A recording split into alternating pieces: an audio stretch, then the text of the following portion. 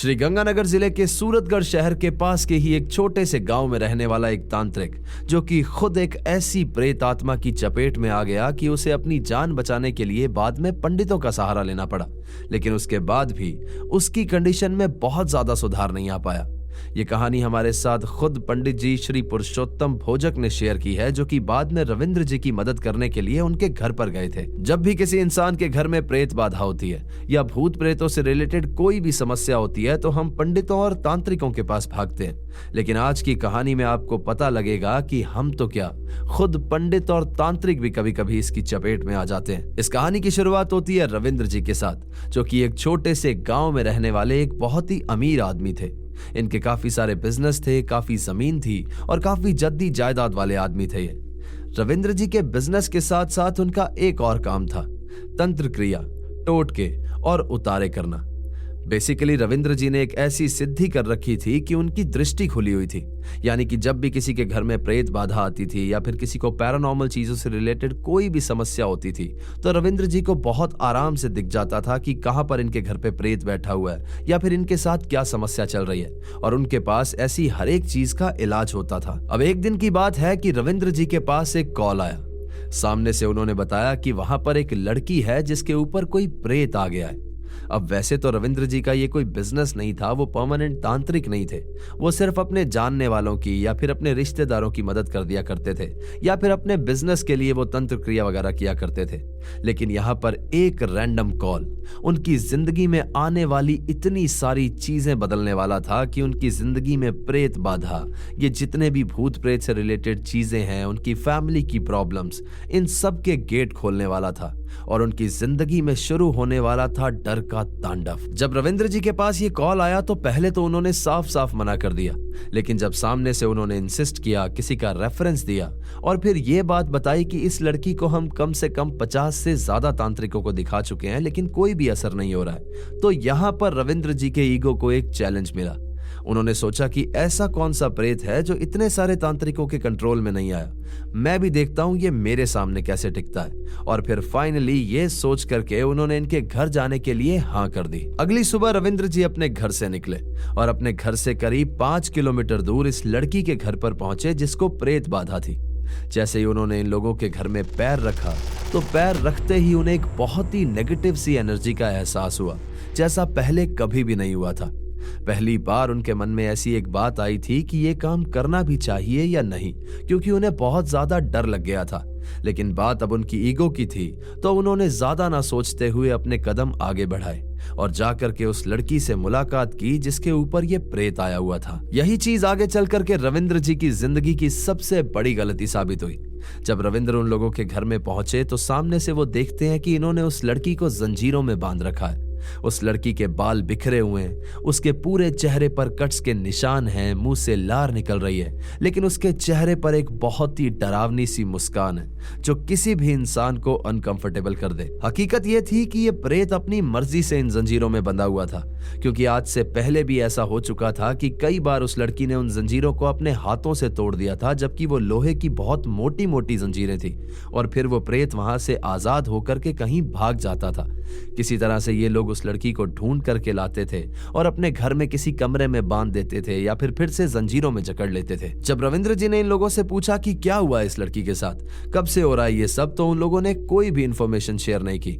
पता नहीं कौन सा राज छुपा था इस बात के पीछे, लेकिन एक बात तो तय है, जो कोई भी बात थी वो बहुत ही ज्यादा भयानक थी। पिछले कई तांत्रिक भी शायद उसके पोजेशन की बात सुनकर के ही उसका इलाज बिना किए वहां से आ गए थे और शायद इसीलिए उन लोगों ने रविंद्र जी को कुछ भी नहीं बताया था।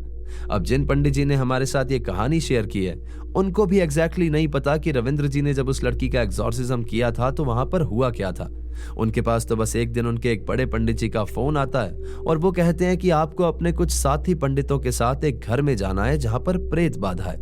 दूसरी तरफ रविंद्र जी और उनकी पूरी फैमिली भी इस चीज से बहुत ज्यादा परेशान हो गए थे, क्योंकि ना तो वो उस लड़की के अंदर से उस प्रेत को निकाल पाए थे और ना ही खुद उससे बच पाए थे, क्योंकि उस प्रेत ने रविंद्र जी की दृष्टि को ही बंद कर दिया था। यानी आज से पहले जो उनके पास एक सिद्धि थी, उनको सब कुछ नजर आ जाता था, पैरानॉर्मल का एहसास हो जाता था, वो सब कुछ खत्म हो गया था और अब वो भी एक नॉर्मल इंसान की तरह उस प्रेत से परेशान थे, क्योंकि उस लड़की के अंदर का प्रेत अब रविंद्र जी के साथ उनके घर तक आ गया था। अब यहाँ से पंडित पुरुषोत्तम भोजक जी और उनके 2 साथी रविंद्र जी के घर के लिए सूरतगढ़ की तरफ रवाना हुए। जब ये लोग वहां पर पहुंचे तो इनका हमेशा नियम है कि ये सामने वाले इंसान को बताते हैं कि हम आपके घर पे क्या करने वाले हैं, कि यहाँ पर हम गायत्री मंत्र का जाप करेंगे या फिर जो भी विधि ये करने वाले होते हैं वो सब कुछ सामने वाले इंसान को ये खुलकर बता देते हैं। यहाँ पर जब पंडित जी उन्हें बताने लगे कि हम आपके घर पे क्या क्या करेंगे, तो सामने से रविंद्र जी ने उन्हें टोक दिया और कहा कि पंडित जी आप यहाँ पर कुछ मर्जी करिए, सब आपकी मर्जी है, हम आपको 2 वक्त का खाना देंगे, चाय देंगे, लेकिन इसके साथ साथ मेरा आपको चैलेंज है कि आप एक रात भी यहाँ पर सो करके दिखा दीजिए। अगर आप एक रात भी यहाँ पर सो गए, यहाँ पर टिक गए, तो मैं हकीकत में मान लूंगा कि मेरे घर में कोई सिद्ध ब्राह्मण आया। और ऐसा वो इसलिए कह रहे थे क्योंकि आज से पहले भी बहुत से तांत्रिक और मौलवी यहाँ पर अपनी नाकाम कोशिश कर चुके थे। इन तीनों पंडितों ने इस बात पर ज्यादा गौर नहीं किया, क्योंकि इन्हें लगा कि हर एक इंसान अपने घर में मौजूद प्रेतों से बहुत ज्यादा डरा हुआ होता है। उन्होंने पहले कभी ऐसी चीजें नहीं देखी होती, तो वो बहुत ज्यादा हाइप करके बताता है इस चीज को। उन लोगों ने आराम से वहां पर अपनी सीट लगाई, अपना आसन लगाया, वहां पर अगरबत्ती जलाई और अपने दोनों पंडित साथियों के साथ वहां पर कुछ पाठ वगैरह करने लगे। और फिर उस रात वो आराम से वहां पर सो गए। इस घर के इतिहास में पहली बार ऐसा हुआ कि कोई पंडित इस घर में आया हो और वो आराम से सो गया हो, रात को उसे कुछ भी महसूस नहीं हुआ। अब अगले दिन जब सुबह सुबह पंडित जी उठे तो सामने से रविंद्र जी आ रहे थे, और जब उन्होंने पंडित जी के चेहरे पर एक्सप्रेशन देखे, नॉर्मल सा उनका चेहरा देखा, तो वो काफी ज्यादा हैरान हो गए। और उन्होंने पंडित जी से पूछा कि नींद आ गई थी रात को आराम से आपको? पंडित जी ने बोला हाँ, आराम से नींद आ गई थी, क्या हुआ? तो सामने से उन्होंने कहा कि पंडित जी आपको हकीकत में रात को कुछ भी महसूस नहीं हुआ, आप सो गए थे आराम से। पंडित जी ने बोला हाँ, आप इतने अचंभित क्यों लग रहे हैं, हम तो बहुत आराम से सो गए थे। तो यहाँ पर रविंद्र जी ने एक कहानी और बताई उन्हें। उन्होंने कहा कि पंडित जी मैं खुद तांत्रिक था, मैं खुद यही सब काम करता था, मुझ में बहुत शक्ति थी, मेरी दृष्टि खुली हुई थी। लेकिन एक बार की बात है जब हमारे गांव में ही एक तांत्रिक था जिसकी मृत्यु होने वाली थी, और उसके अंतिम समय में मैं उसके सराहने बैठ गया था जब उसके प्राण निकल गए थे, और शायद इसी वजह से मेरी ताकत बहुत ही ज्यादा कम हो गई थी। इसके बाद जब पहली लड़की मैं देखने के लिए गया जिसके ऊपर प्रेत बाधा थी, उसके साथ का प्रेत मेरे साथ मेरे घर आ गया था, और तब से मेरे साथ ये प्रॉब्लम चल रही है। तब से मेरी दृष्टि बंद हो गई।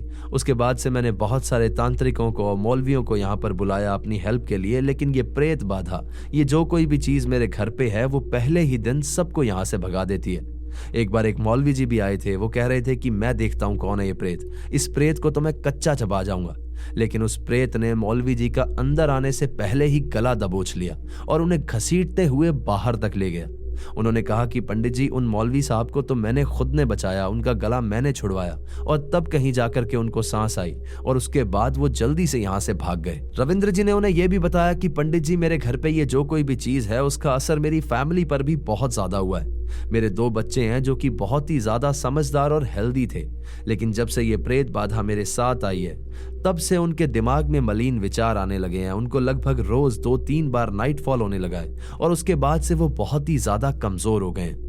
उन्होंने बताया कि हमारे परिवार के लगभग हर एक इंसान को एक बहुत ही ऊंची शैडो हमारे घर में दिखाई दी है, जिसके दिखते ही सबके दिल में एक बहुत ही ज्यादा भयंकर सा डर बैठ जाता है, और सब लोग जल्दी से अपने कमरे में दुबक कर बैठ जाते हैं। ये सब बात सुनने के बाद पुरुषोत्तम जी ने फिर भी कहा कि कोई बात नहीं, आप ज्यादा परेशान मत होइए, हम आपके घर में गीता का पाठ करेंगे, एक यज्ञ करेंगे, और फिर एक क्रिया भी करेंगे जिससे पता लगेगा कि इस घर में हकीकत में भी कोई प्रेत है भी या नहीं, और अगर है तो वो कौन सी योनि का है, कितना ज्यादा ताकतवर है वो। पंडित जी के अनुसार इन लोगों को वहां पर अपना 5 दिन का अनुष्ठान करना था।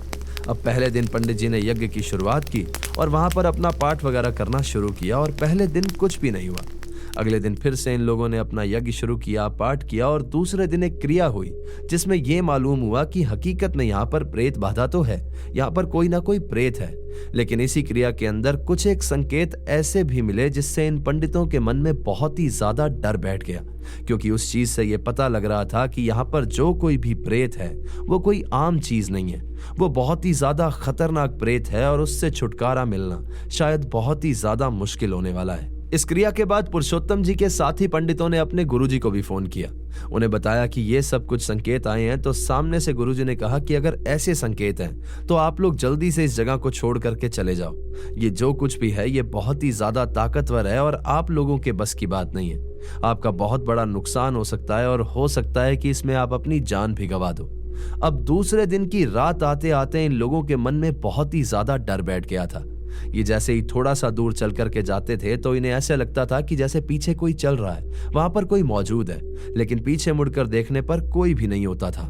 किसी तरह से ये लोग उस रात को अपना पाठ करके सो गए और अगले दिन की सुबह हुई। अब तीसरे दिन फिर से इन लोगों ने अपना यज्ञ स्टार्ट किया और सारा दिन एकदम नॉर्मली पूजा पाठ चलता रहा। लेकिन इसी रात को जब ये सब लोग सो रहे थे तो इनमें एक पंडित जी थे जिनका नाम था राम कुमार जी। इस प्रेत ने राम कुमार जी का गला दबोच लिया था। हालांकि ये जो पंडित जी थे ये देवी के बहुत बड़े उपासक थे। ये देवी कवच का पाठ करते थे और देवी कवच में ऐसा लिखा हुआ है कि जो कोई भी इंसान इस कवच का पाठ करेगा, भूत प्रेत पैरानॉर्मल ये सब चीजें उसके आसपास भी नहीं भटक सकती। लेकिन इस पाठ के बावजूद भी इस प्रेत ने उन पंडित जी को दबोच लिया था। यहाँ पर पंडित जी ने मन ही मन में जाप करना शुरू किया, अपने मन में देवी कवच का उच्चारण करना शुरू किया और तब कहीं जाकर के वो इस चीज से छुटकारा पा सके। चौथे दिन तक आते आते राम कुमार जी और उनके एक और जो साथ में पंडित थे वो पुरुषोत्तम जी से कहने लगे थे कि हम चलते हैं यहाँ से, पैसे ना भी मिले तो भी कोई बात नहीं, एटलीस्ट हमारी जान तो बच जाएगी। ये जो कुछ भी है ये बहुत ज्यादा खतरनाक है। लेकिन सामने से पुरुषोत्तम जी अड़े रहे। उन्होंने कहा था कि अब काम लिया है तो इस प्रेत को भगा करके ही जाऊंगा। और यहीं से पुरुषोत्तम जी के साथ भी बहुत भयानक चीजें होना शुरू हो गई। अब इस बात के थोड़ी देर बाद ही वहां पर इन लोगों को अपना जाप करना शुरू करना था। ये लोग टोटल 5 दिन का अनुष्ठान करने वाले थे। लेकिन जैसे ही इनका जाप शुरू होने वाला था उससे थोड़ी देर पहले ही पुरुषोत्तम जी के सीने में बहुत बुरी तरह से दर्द शुरू हो गया। उनका कहना है कि उन्हें ऐसा लग रहा था कि उनके अंदर कोई चीज है जो कि फट करके बाहर आना चाहती है। देखते ही देखते उनका दर्द इतना ज्यादा बढ़ गया था कि पुरुषोत्तम जी जमीन पर गिरने जैसे हो गए थे। लेकिन फिर भी किसी तरह से ये तीनों पंडितों ने अपना यज्ञ कंप्लीट किया और फिर 5 दिन का अनुष्ठान भी वहां पर कंप्लीट कर लिया। इन लोगों ने अपनी गुरु दक्षिणा ली और वहां से चले गए। रविंद्र जी के घर में भी पहली बार ऐसा हुआ था कि कोई यज्ञ कंप्लीट हुआ हो, और इस 5 दिन के बाद पूरी तरह से तो नहीं लेकिन थोड़ा बहुत उनको अपनी कंडीशन में सुधार महसूस भी हो रहा था।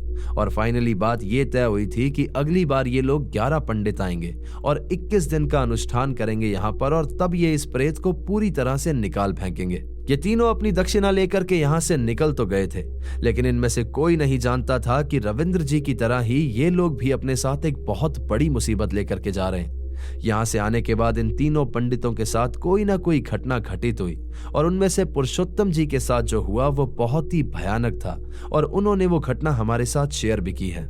ये लोग वहां से ट्रेन पकड़ करके अपने घर के लिए निकले, और शाम होते होते पुरुषोत्तम जी अपने घर पर पहुंचे, और तब तक भी सब कुछ ठीक ही चल रहा था। लेकिन जैसे ही उन्होंने अपने घर का दरवाजा खटखटाया, उनकी बीवी ने दरवाजा खोला तो अंदर पहला कदम रखते ही उनके पूरे घर के अंदर एक गंदी सी बदबू फैल गई, जैसे किसी लाश में से आ रही हो, क्योंकि वो प्रेत इनके भी साथ में आ गया था। और वो क्या चीज थी जब आगे चल करके आपको पता लगेगा तो आपके पैरों तले भी जमीन खिसक जाएगी। इस दिन से आने वाले 6 महीनों तक पुरुषोत्तम जी का मानसिक संतुलन बिगड़ता गया, और फिर उन्हें बहुत ज्यादा गुस्सा आने लगा। बहुत ही ज्यादा परेशान रहते थे वो, और उनके घर में बीमारियों ने एंट्री ले ली। वो खुद बीमार, उनकी मदर, उनकी वाइफ सब बीमार रहने लगे, और उनकी 1.5 साल की बच्ची के साथ तो कुछ ऐसा हुआ जो कि बहुत ही ज्यादा भयानक था। इसी बीच एक दिन पुरुषोत्तम जी करनी माता के मंदिर में किसी प्रतिष्ठान में गए हुए थे, और वहां पर एक बहुत ही बुजुर्ग पंडित भी आए हुए थे, जिन्होंने उन्हें देखते ही बता दिया था कि तू किसी के घर में प्रेत बाधा का निवारण करने गया था, और वो प्रेत तेरे साथ ही आ गया है। और उन्होंने ये भी बताया कि वो कोई आम प्रेत नहीं बल्कि मसानी है। मसानी यानी कि शमशान की देवी, जो कभी भी अकेली नहीं आती, जिसके साथ बहुत सारे प्रेत चलते हैं, और वो बहुत ही ज्यादा शक्तिशाली होती है। उन बाबा ने पुरुषोत्तम जी को उस मसानी से लड़ने का इलाज भी बताया, काफी सारे उपाय भी बताए, लेकिन कोई भी उपाय उनके काम नहीं आया। यह सब कुछ यूं ही चल रहा था कि एक रात की बात है जब उनकी वाइफ अपने कमरे में बैठी हुई थी, और अचानक से उन्हें किचन में कोई काम हुआ, तो उन्होंने अपनी बच्ची को आराम से कमरे में छोड़ा और वो किचन से कोई सामान लेने के लिए चली गई। लेकिन जैसे ही वो वापस आई, उनकी नजर अपनी बच्ची पर पड़ी तो उन्होंने देखा कि उस प्रेत ने उनकी छोटी सी बच्ची को पूरा मरोड़ दिया है, जैसे कोई कपड़ा निचोड़ते हो। उस छोटी सी बच्ची के हाथ पैर मुड़े हुए थे, उसका चेहरा एकदम लाल था और ये देखते ही उन्होंने जल्दी से अपनी बच्ची को उठाया और माता के दरबार के सामने रख दिया और फिर ये लोग वहां पर पूजा करने लगे। उस पूरी रात ये लोग सोए नहीं और वहां बैठ करके सिर्फ पूजा करते रहे और फिर किसी तरह से इनकी बेटी की कंडीशन में सुधार आया और इन लोगों ने चैन की सांस ली कि फाइनली उनकी बेटी ठीक हो गई है। लेकिन अगली दोपहर को राइट 12 बजे फिर से उस प्रेत ने इनकी बेटी को मरोड़ दिया। उसके हाथ पैर पूरी तरह से मुड़ गए और वो बहुत ही बुरी कंडीशन में थी। इन्होंने फिर से अपनी बच्ची को उठाया और माता के दरबार के आगे रखा और फिर पूजा करते करते फाइनली वो बच्ची फिर से नॉर्मल हुई। लेकिन यहाँ पर पुरुषोत्तम जी बहुत ही ज्यादा डर गए, क्योंकि उन्हें लग रहा था कि उनकी एक ही बेटी है, अगर उनको भी कुछ हो गया तो ये लोग कहीं के नहीं रहेंगे। इन्होंने फाइनली अपने परिवार को अपने साथ लिया और ये अपने गुरुजी के पास पहुंचे और वहां जाकर के उन्होंने सारी बात बताई। सामने से गुरुजी ने इनसे सिर्फ यही कहा कि मैं जब ये सब कुछ करता था, मैं जब तुम्हारी उम्र का था तो मेरे साथ भी ये सारी चीजें हुई थी। ये सब कुछ सहन करना पड़ता है और हिम्मत रखनी पड़ती है। अगर मैं आज ये सब कुछ सहन नहीं करता तो आज मैं इस कंडीशन में नहीं होता, इस पोजीशन पर नहीं होता जहां पर आज मैं हूं। उन गुरुजी ने कहा कि जैसी फील्ड में तुम आए हो, जो काम तुम करते हो, उसमें तुम्हें साधना से ही इन सब चीजों से लड़ना पड़ेगा और इनका निवारण ढूंढना पड़ेगा। यहाँ पर पुरुषोत्तम जी को अपने गुरुजी का आशीर्वाद मिला, उन्हें बहुत ज्ञान मिला और फिर घर आकर के उन्होंने साधना शुरू की और इसी साधना के दौरान उनके साथ एक घटना और हुई। एक दिन दोपहर में पुरुषोत्तम जी साधना में बैठे हुए थे और तभी उस मसानी ने उनका गला दबोच लिया था। पुरुषोत्तम जी का सांस लेना मुश्किल हो गया था, वो बहुत ही बुरी कंडीशन में थे और तभी उन्होंने हनुमान जी की अर्जी लगाई और तब कहीं जाकर के उस प्रेत ने उनका गला छोड़ा। इसके बाद उन्होंने कई महीनों तक मेहनत की, कई महीनों तक साधना करते रहे और सब काम छोड़ छाड़ कर वो सिर्फ इसी चीज में लगे रहे कि किसी तरह से ये प्रेत उनके घर से चला जाए। और फिर फाइनली काफी महीनों की साधना के बाद उस प्रेत ने इनका घर छोड़ दिया। उसके ये घर छोड़ते ही इनके घर से सारी बीमारियां चली गई, सब कुछ अपने आप ठीक होने लगा और इनको हकीकत में महसूस हुआ कि वो प्रेत यहाँ से जा चुका है, क्योंकि इनके घर में अब ना कोई बदबू आती थी और ना ही कोई नेगेटिविटी फील होती थी। पंडित जी और उनकी फैमिली तो किसी तरह से उस प्रेत से बच गए, लेकिन रविंद्र जी और उनके परिवार के साथ आज भी वो समस्याएं किसी हद तक बनी हुई हैं और बहुत जल्द ही पुरुषोत्तम जी और बाकी के 10 पंडित उनके घर पे 21 दिन का अनुष्ठान करने वाले हैं और उनका कहना है कि इस प्रेत को तो हम किसी भी तरीके से भगा करके ही छोड़ेंगे। पुरुषोत्तम जी के साथ में जो 2 पंडित थे उनके साथ भी बहुत सारी घटनाएं हुई और हो सकता है आज भी हो रही हो, लेकिन हमें उनके बारे में पूरी जानकारी नहीं है। दोस्तों, ये कहानी उन लोगों के लिए एक बहुत बड़ी सीख है जो लोग कहते हैं कि मुझे प्रेत देखना है, मुझे हॉन्टेड घर में जाना है, क्योंकि कई बार सामने ऐसा प्रेत होता है जो तांत्रिक और पंडितों को भी डरा देता है। रविंद्र जी और उनके बेटे आज भी दिक्कत में है। वो लड़की जिसका इलाज खुद रविंद्र जी करने गए थे वो आज भी पजेस्ड है और शमशान की देवी मसानी आज भी उनके घर में दिक्कतें पैदा कर रही हैं। दोस्तों, पुरुषोत्तम जी के द्वारा किए गए ढेर सारे एग्जॉर्सिज्म की कहानियां भी वो हमें हमेशा शेयर करते रहते हैं, तो अगर आप चाहते हैं कि मैं उन्हें आपके सामने लेकर के आऊं तो आप मुझे कमेंट सेक्शन के जरिए जरूर बता दीजिएगा। उन्होंने कल मुझे एक वीडियो भी दिखाई थी, बकायदा 6 सेकंड की एक वीडियो थी जिसमें एक धुएं जैसी चीज जो कि एक प्रेत था वो कह रहे थे, वो घूमता हुआ दिखाई दे रहा था। वो भी मैं अपनी इंस्टाग्राम स्टोरी पर जल्दी शेयर करूंगा, तो हमारे इंस्टाग्राम को जरूर फॉलो कर लेना। तो ये थी आज की कहानी। दोस्तों, कहानी आपको कैसे लगी मुझे कमेंट करके जरूर बताइएगा और अगर आपको वीडियो पसंद आई है तो इसे लाइक कर दें, हाइप कर दें और अपने कमजोर दिल वाले दोस्तों के साथ शेयर कर दें। चैनल अगर अभी तक सब्सक्राइब नहीं किया है तो इसे सब्सक्राइब कर लो, वहां पर एक बेल आइकन होगा उसे प्रेस कर देना, ताकि आगे आने वाले समय में मैं जो रियल लाइफ इंसिडेंट्स पर कहानियां लेकर के आऊंगा वो सबसे पहले आप तक पहुंचती रहे। अगर आपके पास भी ऐसी कोई कहानी है जो किसी सच्ची घटना पर आधारित है तो नीचे दिए गए जीमेल एड्रेस और इंस्टा आईडी पर आप उसे हमारे साथ शेयर कर सकते हैं। दोस्तों, हमारे YouTube को इतनी मोहब्बत देने के लिए बहुत बहुत शुक्रिया और मैं आपसे चाहूंगा कि आप हमारे इंस्टा, फेसबुक और स्पॉटिफाई अकाउंट को भी फॉलो कर लीजिए। मैं आपका हमेशा शुक्रगुजार हूं। तो चलिए दोस्तों, अपना ख्याल रखिए, खुश रहिए, हंसते खेलते रहिए। मिलते हैं अगली बार ऐसी ही किसी खौफनाक कहानी के साथ। सायोनारा। हर हर महादेव।